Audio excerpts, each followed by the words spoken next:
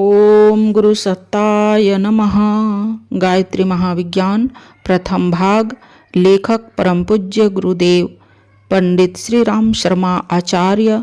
आइए पढ़ते हैं, सुनते हैं और समझने का प्रयास करते हैं गायत्री मंत्र हमारे साथ साथ। ओम भूर्भुवः स्वः तत्सवितुर्वरेण्यं भर्गो देवस्य धीमहि धियो यो नः प्रचोदयात्। साधकों के लिए कुछ आवश्यक नियम। गायत्री साधना करने वालों के लिए कुछ आवश्यक जानकारियां नीचे दी जाती है। पहला, शरीर को शुद्ध करके साधना पर बैठना चाहिए। साधारणतः स्नान के द्वारा ही शुद्ध होती है, पर किसी विवशता, ऋतु प्रतिकूलता या अस्वस्थता की दिशा में हाथ मुंह धोकर या गीले कपड़े से शरीर पोंछकर भी काम चलाया जा सकता है। दूसरा, साधना के समय शरीर पर कम से कम वस्त्र रहने चाहिए।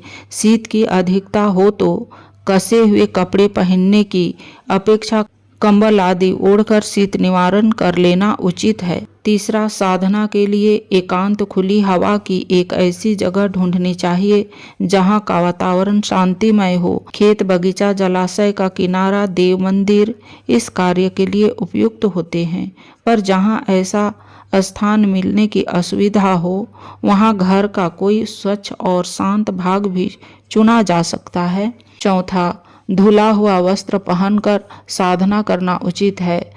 पांचवी, पालथी मारकर सीधे साधे ढंग से बैठना चाहिए। कष्ट साध्य आसन लगाकर बैठने से शरीर को कष्ट होता है और मन बार बार उचटता है, इसलिए इस तरह बैठना चाहिए कि देर तक बैठे रहने में असुविधा न हो। छठा, रीढ़ की हड्डी को सदा सीधा रखना चाहिए। कमर झुकाकर बैठने से मेरुदंड टेढ़ा हो जाता है और सुषुम्ना नाड़ी में प्राण का आवागमन होने में बाधा पड़ती है। सातवां, बिना बिछाए जमीन पर साधना करने के लिए न बैठना चाहिए। इससे साधना काल में उत्पन्न होने वाली शारीरिक विद्युत जमीन पर उतर जाती है। घास या पत्तों से बने हुए आसन सर्वश्रेष्ठ है। कूस का आसन, चटाई, रस्सियों का बना फर्श सबसे अच्छे हैं। इनके बाद सूती आसनों का नंबर है। ऊन तथा चर्म के आसन तांत्रिक कर्मों में प्रयुक्त होते हैं। आठवां, माला तुलसी या चंदन की लेनी चाहिए। रुद्राक्ष, लाल चंदन, शंख आदि की माला गायत्री के तांत्रिक प्रयोगों में प्रयुक्त होती है। नवां, प्रातःकाल 2 घंटे तड़के से जप आरंभ किया जा सकता है। सूर्य अस्त होने के 1 घंटे बाद तक जप समाप्त कर लेना चाहिए। 1 घंटा शाम का, 2 घंटे प्रातःकाल के, कुल 3 घंटे को छोड़कर रात्रि के अन्य भागों में गायत्री की दक्षिण मार्गी साधना नहीं करनी चाहिए। तांत्रिक साधनाएं अर्धरात्रि के आसपास की जाती है। 10वां, साधना के लिए 4 बातों का विशेष रूप से ध्यान रखना चाहिए। चित्त एकाग्र रहे, मन इधर उधर न उछलता फिरे। यदि चित्त बहुत दौड़े तो उसे माता की सुंदर छवि को ध्यान में लगाना चाहिए। माता के प्रति आबद्ध श्रद्धा और विश्वास हो। अविश्वासी और शंका संकित मति वाले पूरा लाभ नहीं पा सकते। दृढ़ता के साथ साधना पर अड़े रहना चाहिए। अनुत्साह, मन उचटना, निरस्ता प्रतीत होना, जल्दी लाभ न मिलना, अस्वस्थता तथा अन्य सांसारिक कठिनाइयों का मार्ग में आना साधना के विघ्न हैं। इन विघ्नों से लड़ते हुए अपने मार्ग पर दृढ़तापूर्वक बढ़ते चलना चाहिए। निरंतरता साधना का आवश्यक नियम है। अत्यंत कार्य होने या विषम स्थिति आ जाने पर भी किसी न किसी रूप में चलते फिरते ही सही पर माता की उपासना अवश्य कर लेनी चाहिए। किसी भी दिन नागा या भूल नहीं करनी चाहिए। समय को रोज रोज नहीं बदलना चाहिए। कभी सवेरे, कभी दोपहर, कभी 3 बजे तो कभी 10 बजे। ऐसी अनियमितता ठीक नहीं। इन 4 नियमों के साथ की गई साधना बड़ी प्रभावशाली होती है।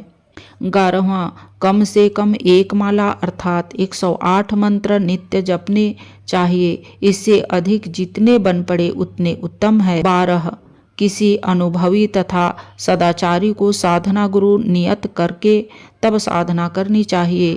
अपने लिए कौन सी साधना उपयुक्त है उसका निर्णय उसी से करना चाहिए।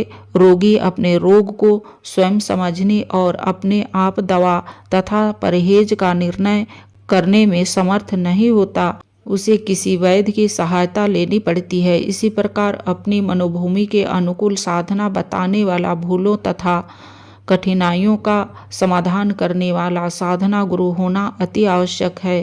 13वां, प्रातः काल की साधना के लिए पूर्व को मुंह करके बैठना चाहिए और शाम को पश्चिम को मुंह करके प्रकाश की ओर, सूर्य की ओर मुंह करना उचित है। 14वां, पूजा के लिए फूल न मिलने पर चावल नारियल की गिरी को कद्दूकस करके उसके बारीक पात्रों को काम में लाना चाहिए। यदि किसी विधान में रंगीन पुष्पों की आवश्यकता हो तो चावल या गिरी के पत्तों को केसर, हल्दी, गेरू, मेहंदी के देसी रंगों से रंगा जा सकता है। विदेशी अशुद्ध चीजों से बने रंग काम में नहीं लेनी चाहिए। 15वां, देर तक एक पालथी से एक आसन में बैठे रहना कठिन होता है, इसलिए जब एक तरफ से बैठे बैठे पैर थक जाए तब उन्हें बदला जा सकता है, इसे बदलने में दोष नहीं। 16वां, मल मूत्र त्याग या किसी अनिवार्य कार्य के लिए साधना के बीच में उठना पड़े तो शुद्ध जल से हाथ मुंह धोकर तब दोबारा बैठना चाहिए और विक्षेप के लिए एक माला का अतिरिक्त जप प्रायश्चित स्वरूप करना चाहिए। 17वां, यदि किसी दिन अनिवार्य कारण से साधना स्थगित करनी पड़े तो दूसरे दिन एक माला अतिरिक्त जप दंड स्वरूप करनी चाहिए। 18, जन्म या मृत्यु के सूतक हो जाने पर शुद्धि होने तक माला आदि सहायता से किया जाने वाला विधिवत जप स्थगित रखना चाहिए। केवल मानसिक जप मन ही मन चालू रख सकते हैं। यदि इस प्रकार का अवसर सवालक्ष्य जप के अनुष्ठान काल में आ जावे तो उतने दिनों अनुष्ठान स्थगित रखना चाहिए। सूतक निवृत्ति होने पर उसी संख्या पर से जप आरंभ किया जा सकता है जहाँ से छोड़ा था। उस विक्षेप काल की शुद्धि के लिए 1000 जप विशेष रूप से करने चाहिए। 19, लंबे सफर में होने, स्वयं रोगी हो जाने या तीव्र रोगी की सेवा में संलग्न रहने की दशा में स्नान आदि पवित्रताओं की सुविधा नहीं रहती। ऐसी दशा में मानसिक जब बिस्तर पर पड़े पड़े, रास्ता चलते या किसी भी अपवित्र दशा में किया जा सकता है। 20वां, साधक का आहार विहार सात्विक होना चाहिए। आहार में सतोगुनी, सदा सुपाच्य, ताजे तथा पवित्र हाथों से बनाए हुए पदार्थ होने चाहिए। अधिक मिर्च मसाले, तले हुए पकवान, मिष्ठान, बासी बुस्से, दुर्गंधित मांस, नशीले, अभक्ष्य, उष्ण, दाहक, अनीति, उपार्जित, गंदे मनुष्यों द्वारा बनाए हुए, तिरस्कार पूर्वक दिए हुए भोजन से जितना बचा जा सके उतना ही अच्छा है। 21वां, व्यवहार जितना भी प्राकृतिक, धर्म संगत, सरल एवं सात्विक रह सके उतना ही उत्तम है। फैशन परस्ती, रात्रि में अधिक जगना, दिन में सोना, सिनेमा, नाच, रंग अधिक देखना, परनिंदा, छिद्रान्वेषण, कलह, दुराचार, ईर्षा, निष्ठुरता, आलस्य, प्रमाद, मद, मत्सर से जितना बचा जा सके बचने का प्रयत्न करना चाहिए। 22वां, यूँ ब्रह्मचर्य तो सदा ही उत्तम है, पर गायत्री अनुष्ठान के 40 दिन में उसकी विशेष आवश्यकता है। 23वां, अनुष्ठान के दिनों में कुछ विशेष नियमों का पालन करना पड़ता है, जो इस प्रकार है। पहला, ठोड़ी के बाल अपने हाथ से ही बनावें। दूसरा, चारपाई पर न सोएं, तख्त या जमीन पर सोना चाहिए। उन दिनों अधिक दूर नंगे पैरों न फिरें। चाम का जूता पहन के नहीं जा सकते। पड़व का उपयोग करना चाहिए। चौथा, इन दिनों एक समय आहार एक समय फलाहार लेना चाहिए। 5वां, अपने शरीर और वस्त्रों से दूसरों का स्पर्श कम से कम होने दें। 24वां, एकांत में जप करते समय माला खुले रूप से जपनी चाहिए। जहाँ बहुत आदमियों की दृष्टि पड़ती हो वहाँ कपड़े से ढक लेना चाहिए या गोमुख में हाथ डाल लेना चाहिए। 25वां, साधना के उपरांत पूजा के बीच हुए अक्षत, पुष्प, दीप, नवेद, फूल, जल, दीपक की बत्ती, हवन की भस्म आदि को यूं ही जहाँ तहाँ ऐसी जगह नहीं फेंक देना चाहिए जहाँ वह पैरों तले कुचलती फिरे। उन्हें किसी तीर्थ, नदी, जलाशय, देव मंदिर, कपास, जौ, चावल का खेत आदि पवित्र स्थानों पर विसर्जन करना चाहिए। चावल चिड़ियों के लिए डाल देना चाहिए। नवेद आदि बालकों को बांट देना चाहिए। जल को सूर्य के सम्मुख अर्घ्य देना चाहिए। 26वां, वेदोक्त रीति की यौगिक दक्षिण मार्गी क्रियाओं में और तंत्रोक्त वाम मार्गी क्रियाओं में अंतर है। योग मार्गी सरल विद्या इस पुस्तक में लिखी हुई है। इनमें कोई विशेष कर्मकांड की आवश्यकता नहीं है।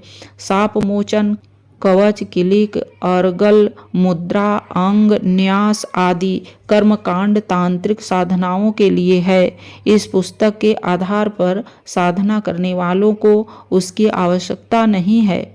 27वां, गायत्री का अधिकार ब्राह्मण, क्षत्रिय, वैश्य इन 3 द्विजातियों को है। वर्ण जन्म से भी होते हैं और गुण कर्म स्वभाव से भी। आजकल जन्म से जातियों में बड़ी गड़बड़ी हो गई है। कई उच्च वर्ण समय के फेर से नीच वर्णों में गिने जाने लगे हैं और कई नीच वंश ऊंच कहलाते हैं। जहां अधिकार के संबंध में कुछ गड़बड़ी की आशंका हो वहां अपनी स्थिति के बारे में अखंड ज्योति कार्यालय से निर्णय कराया जा सकता है। 28वां, वेद मंत्रों का सस्वर उच्चारण करना उचित होता है, पर सब लोग यथाविधि सस्वर गायत्री का उच्चारण नहीं कर सकते। इसलिए जप इस प्रकार करना चाहिए कि कंठ से ध्वनि होती रहे, होंठ हिलते रहें, पर पास बैठा हुआ व्यक्ति भी स्पष्ट रूप से मंत्र को न सुन सके। इस प्रकार किया जप स्वर बंधनों से मुक्त होता है। 29वां, साधना की अनेकों विधियां हैं। अनेक लोग अनेक प्रकार से करते हैं। अपनी साधना विधि दूसरों को बताई जाए तो कुछ न कुछ मीनमेख निकाल कर संदेह और भ्रम उत्पन्न कर देगा। इसलिए अपनी साधना विधि हर किसी को नहीं बतानी चाहिए। यदि दूसरे मतभेद प्रकट करें तो अपने साधना गुरु को ही सर्वोपरि मानना चाहिए। यदि कोई दोष की बात होगी तो उसका पाप या उत्तरदायित्व उस साधना गुरु पर पड़ेगा। साधक तो निर्दोष और श्रद्धा युक्त होने से सच्ची साधना का ही फल पावेगा। वाल्मीकि जी उल्टा राम नाम जप कर भी सिद्ध हो गए थे। 30वां, गायत्री साधना माता की चरण वंदना के समान है। यह कभी निष्फल नहीं होती, उल्टा परिणाम भी नहीं होता। भूल हो जाने पर भी अनिष्ट की कोई आशंका नहीं। इसलिए निर्भय और प्रसन्न चित्त से उपासना करनी चाहिए। अन्य मंत्र अविधिपूर्वक जपे जाने पर अनिष्ट करते हैं, पर गायत्री में यह बात नहीं है। यह सर्वसुलभ, अत्यंत सुगम और सब प्रकार सुसाध्य है। हाँ, तांत्रिक विधि से की गई उपासना पूर्ण विधि विधान के साथ होनी चाहिए। उसमें अंतर पड़ना हानिकारक है।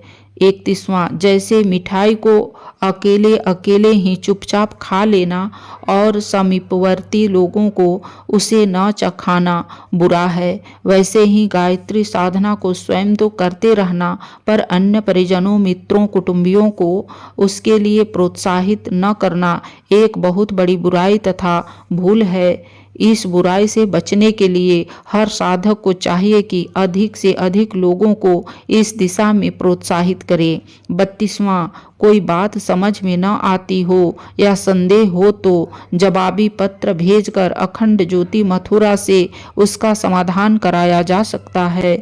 माला जपते समय मेरु माला के आरंभ का सबसे बड़ा दाना का उल्लंघन नहीं करना चाहिए। एक माला पूरी करके उसे मस्तक तथा नेत्र से लगाकर पीछे की तरफ उल्टा ही वापस कर लेना चाहिए। इस प्रकार माला पूरी होने पर हर बार उलट कर ही नया आरंभ करना चाहिए। अपनी पूजा सामग्री ऐसी जगह रखनी चाहिए जिसे अन्य लोग अधिक स्पर्श न कर सके। आज की वीडियो में इतना ही। अगले वीडियो में साधना एकाग्रता और स्थिर चित्त से होनी चाहिए, इसके बारे में पढ़ेंगे और समझेंगे। लाइक, सब्सक्राइब और शेयर करें। धन्यवाद। ओम शांति।